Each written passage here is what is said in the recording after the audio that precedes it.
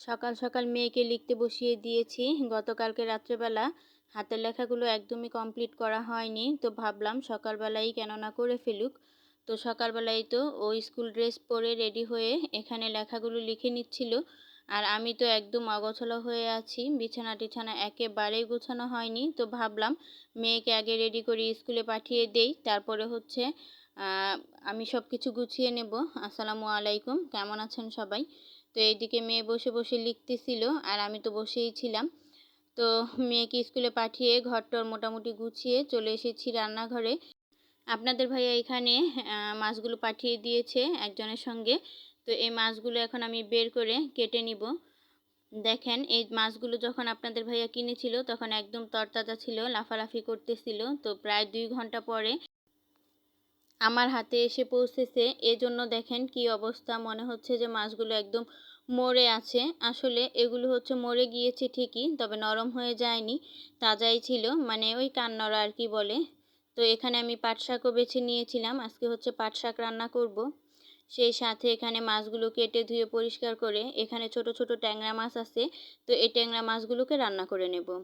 কারা কারা এরকমভাবে দেশি মাছ রান্না করে খেতে ভালোবাসেন, চাইলে কিন্তু ছোট্ট একটি কমেন্ট করে আমাকে জানিয়ে দিতে পারেন। আমরা কিন্তু দেশি মাছ আর নদীর মাছ অনেক অনেক বেশি পছন্দ করি। তো ভাবলাম কি দিয়ে রান্না করব। তো এখানে আমাদের গাছে বেগুন হয়ে গিয়েছিল, তো ভাবলাম কেননা বেগুন দিয়ে রান্না করি। মাশাআল্লাহ, দেখেন গাছগুলো কত সুন্দর হয়েছে। সেই সাথে কিন্তু অনেকগুলো ছোট ছোট বেগুনও ধরেছে। তো আমি এখান থেকে 3টা বেগুনের মতো নিয়েছি। তো যেহেতু অল্প মানুষ আমরা, এই 3টা বেগুন দিয়েই আমাদের আজকের তরকারি হয়ে যাবে ইনশাল্লাহ।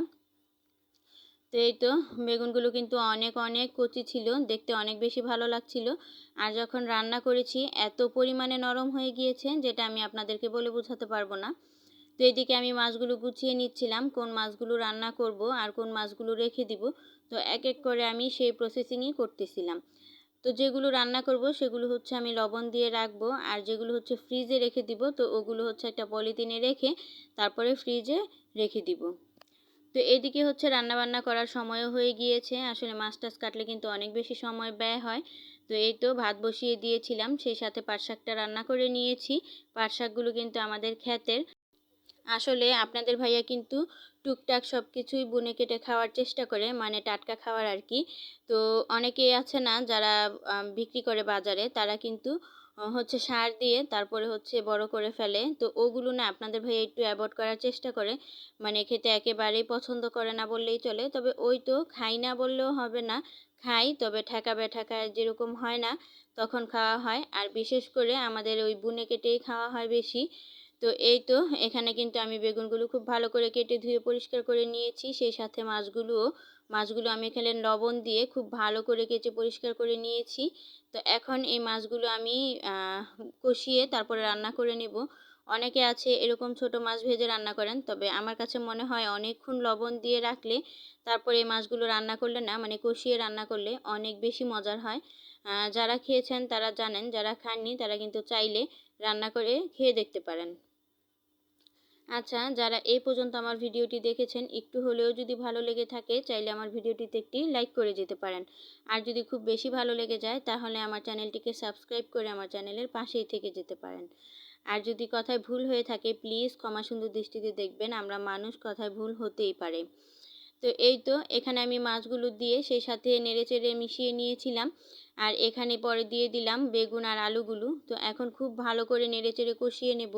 এতে করে হবে কি, মাছের যে একটা কাঁচা স্মেল থাকে এই স্মেলটা চলে যাবে, আর সেই সাথে মশলাটাও খুব ভালো করে কষিয়ে নেওয়া হয়ে যাবে। আমি না সব সময় এরকমভাবে রান্না করি যাতে কষিয়েই একদম সেদ্ধ হয়ে যায়, অল্প একটু পানি দিলে যাতে রান্নাটা খুব ভালো করে কমপ্লিট হয়ে যায়। জানি না কারা কিভাবে রান্না করেন, তবে এক একজনের রান্না করার প্রসেসিং কিন্তু এক এক রকম হয়। তবে আমি যেভাবে রান্না করি সেটাই কিন্তু আপনাদের সাথে শেয়ার করি। আর মাশাআল্লাহ দিলে আমার হাতের রান্না কিন্তু বেশ মজার হয়। সবার হাতের রান্নাই মজা, তবে আমি তো আমার হাতেরটাই খেয়েছি, বা আমি, অনেকে বলতে পারেন যে নিজের হাতের রান্না নিজেই বলতেছে যে অনেক মজার হয়। আসলে সেটা না, যেই খায় সেই বলে যে না হাতের রান্না অনেক বেশি মজার হয়।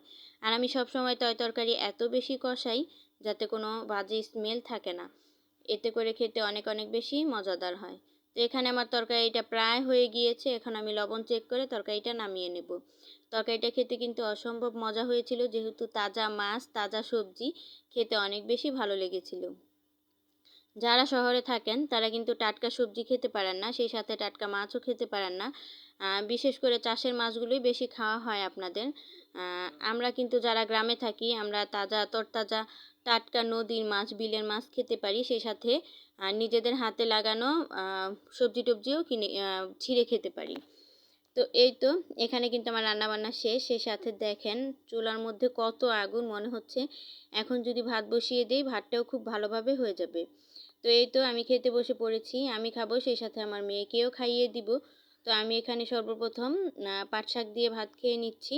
তো আজকে ভাত খেতে খেতে বিদায় নিয়ে নিব। দেখা হবে নতুন কোনো ভিডিওতে।